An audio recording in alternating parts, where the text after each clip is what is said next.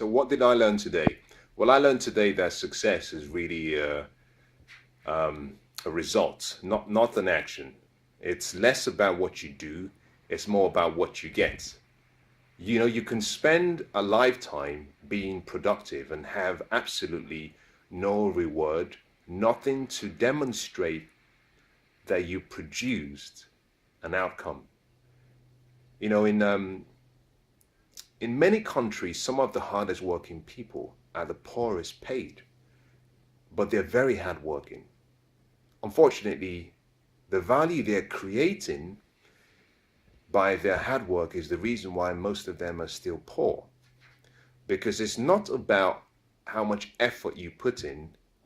You have to be able to put in the level of effort that creates value, that solves problems for people. And the value you create always decides the compensation and the reward you get. So success is not about simply taking action. It's about results. I love what Mahatma Gandhi said. He said, judge your success by what you're willing to give up or sacrifice, or what you had to sacrifice to get it. Now that in itself is great. That in itself is great. But you know, it's possible that you've spent a lifetime to achieve such a small fraction of a result simply because you didn't study the power of leverage, or you didn't study the successes of other people. It's possible that you didn't pursue wisdom, so you've used so much energy and effort, but you've only generated and you've only achieved a fraction of the results that was due for the amount of effort you put in. Let me define effort for you, because I think the definition of effort is what gives the whole concept meaning. I define effort like a cocktail. In this cocktail, you have three different ingredients. The first is hard work. The second is smart work. And the third is consistently. Hard work is important, but if you spend all of your time working hard, but you don't work smart and you don't work consistently, that is failure. On the other hand, you can work really smart, but if you're willing to put in the hours needed, which is hard work, and if you don't do it consistently, then you achieve a level of success, but it's only a mediocre level of success. Finally, if you refuse to work hard and you refuse to work smart, then there is no need to be consistent, because you'll be consistently failing. And that in itself is not success. So effort has to have the three components mixed in together towards a definite purpose. Success is a result, not an action. Now let me make a closing statement about what I learned in this particular theme that I'm sharing with you. Because success is a result, you have to be the one responsible for defining what success would look like, what it would feel like, what it would taste like, what it would sound like when achieved. Many people are running a race that has been defined by another. Running a race of life to someone else's standards, they're getting judged by someone else's opinion, which I think is very sad. And as a result of that, they never get to the finish line because they do not know where the finish line is. And in many cases, there is no finish line. By taking action and taking action, you're not really recording the joy from the experience.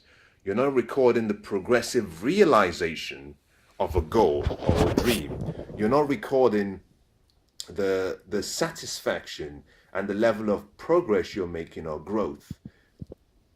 By results, I'm not referring to the destination. By results, I'm referring to you deciding how you will measure success. You know, you can never, manage something that you cannot measure. And so the best advice I can give you is to simply say, define success for you. Define success based on your terms. And whatever you do, make sure you have three key components in that definition. And I'll give you my personal definition of success, so you can see how I have included the three key components of what will make anyone successful. I define success as the joy that comes from the pursuit and the progressive realization of a worthy goal, dream, or vision. Is the joy that you experience as part of that journey towards a destination. Now, the three key components I have there. Number one is, I said, success is joy. Very important. Now, I define joy because joy, in my opinion, is my way of finding fulfillment. To you, that could be happiness. To you, it could be peace. To you, it could be purpose. It could be love. But define your way of being fulfilled. Define your way of being significant. The second part of my definition is the progressive realization or pursuit. That simply means that I've defined how I know I'm realizing it. Progressive means it's a journey. It's not a destination. The achievement of one goal becomes a launching pad for another goal. It's a continuous progressive process. But I also say the pursuit, which means I'm not where I used to be. I'm not where I want to be, but I'm not where I used to be. I'm pushing in the direction of my dreams and my future. That in itself is progress. And progress is one of the key components of a happy life. Progress is one of the key components of growth. Progress is one of the things that makes us feel significant in life. The final part of that equation, or my definition, has to do with a worthy goal, ideal, or vision. And that is where the lifestyle comes in, which deals with how do you live? How are you living every day? Are you happy? Are you surrounding yourself with the people you should have around you, the relationships, the knowledge, the wisdom, the social interaction, the excitement, the fun? Define success for you. But remember this, success is not an action, it's a result. Many people cannot say how successful they are because they cannot measure it. And I find it easy to be able to say, for each day, I can tell you, I can give you a score for my level of happiness. Now that might sound a bit weird, but it isn't. First of all, happiness is a choice, is a state. You choose to be happy. You know, it's not something that you get. But what I've tried to do in my life is I understand that happiness is simply a choice, is a state. It's not like an event. I choose to be happy.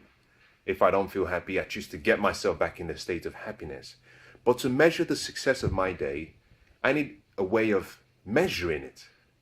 Otherwise, I don't feel that I'm growing. So how do I know I'm growing? I have to be able to calibrate the day and measure it. On a scale of 1 to 10, what would you score yourself in terms of achievement, in terms of growth, in terms of you pursuing your goals and achieving your goals? Can you score it? In terms of fulfillment, happiness, joy, of course, you can say, I am happy. I'm excited. I'm in a beautiful state. I'm in a beautiful state. I'm happy. Yes. In terms of lifestyle, relationally, learning, enjoying life, getting around, doing things that make you excited, things that are fun, of course you can measure it. And because I can measure it, it means I know what to correct. I know when to correct course. So when the day is going on, good example, as this day is proceeding, if I go halfway through the day, I can calibrate my day. And if something is off, I can course correct. I can say, well, the morning hasn't started well, but I've got to change something. I'm going to make the rest of the day the best of the day so that I balance something that happened earlier on. Remember, the success is not an action, it's a result. You have to be able to measure it. Now, that doesn't mean I'm saying it's a destination. No. It simply means that it's something that you can measure. So in your life, in any area of your life, find your way. Define success for yourself and then identify your way of measuring the results. And do what Winston Churchill said. He said, no matter how beautiful your strategy is, you should occasionally look at the results. Look at the scoreboard. It's there for a reason. The numbers never lie. Hidden in the numbers are clues. Success always leaves clues.